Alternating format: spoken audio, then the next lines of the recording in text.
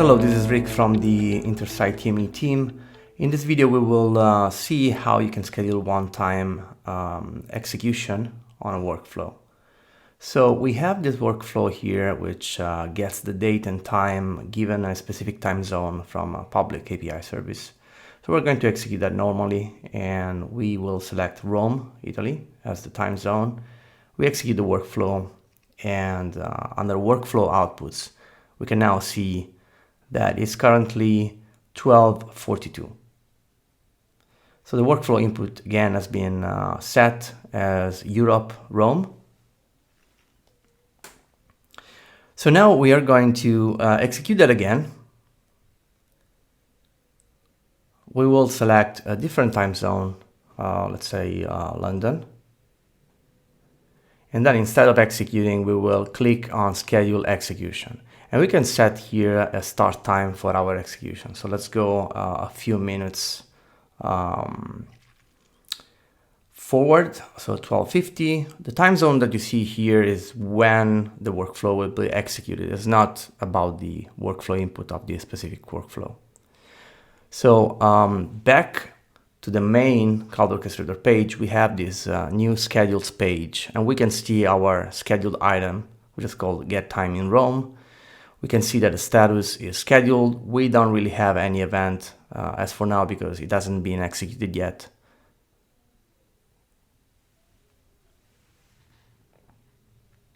So under workflow inputs, we can see what was the original workflow input that we set for the execution, which is Europe, London.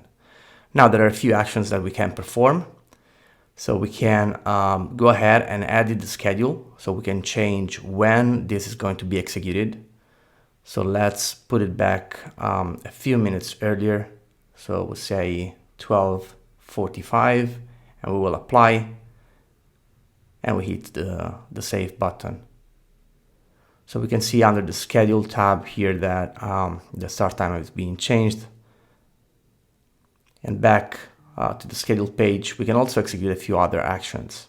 So we can either suspend the workflow execution. So let's say that you would like to make some changes and then resume that. Or we can edit the workflow inputs before it executes. So for this specific case, we're gonna change the time zone to be Rome.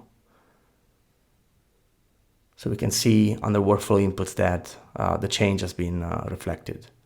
Now back to the schedules, we're gonna wait a few minutes for this to be executed. And after a couple of minutes, we can see that the scheduled item has been transitioned into the completed state. And we can also see the list of the events for this specific workflow execution.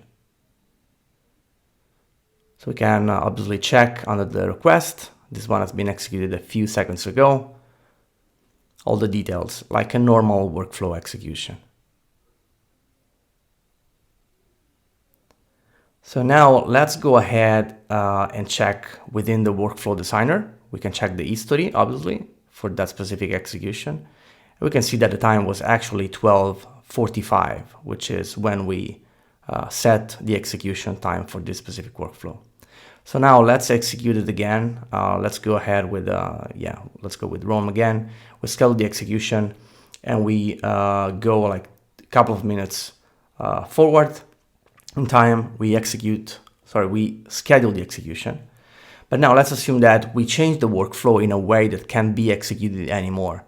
So we're gonna add the new workflow input, which we will call additional input. And we're going to mark that as required. So in our case, in our workflow scheduling, we haven't specified that, obviously, because it didn't exist. So now we have a couple of additional inputs, and we save the workflow. And if we go back to the schedules page, we can see that that specific execution has been transitioned into the suspended state. And the status reveals why the execution is not possible anymore. In this case, we're gonna have a new required input. So we can edit the workflow input to reflect the change. We're gonna add like a sample input here, and we can check that the workflow scheduling has been transitioned back to the scheduled status.